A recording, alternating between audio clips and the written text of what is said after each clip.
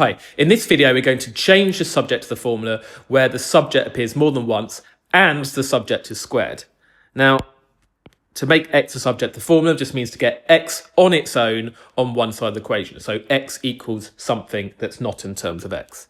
And we saw in the previous video the steps to do this.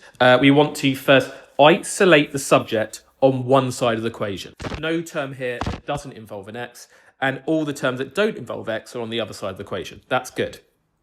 Now we do step 2, which is to factorize out the subject. So what we're going to do is, well, we could factorize out x, but actually, can you see, because there's x squared there, we could factorize out x squared. So if we do that, x squared times what is x squared? Well, it's 1. And x squared times what is the ax squared? Well, it's plus a.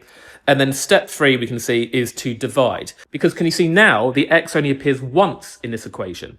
And the x squared has been multiplied by 1 plus a. So to get rid of that times by 1 plus a, we just divide both sides by 1 plus a. So we're going to get y over 1 plus a. And then that gets rid of that bracket on the right. Now, there's a sort of an additional step here because although the x is on one side of the equation, we've still got that squared. To make it the subject formula, we need to write it as x equals something, not x squared equals. So to get rid of that squared, we're going to square root both sides. And that means the x is going to be equal to the square root of y over 1 plus a.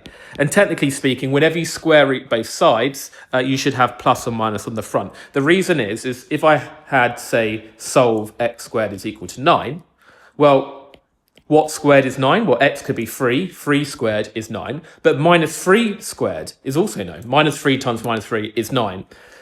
We could write that as plus or minus 3. So whenever we square root both sides like this, we have to have the plus or minus symbol on one side of the equation, which is what we've got here.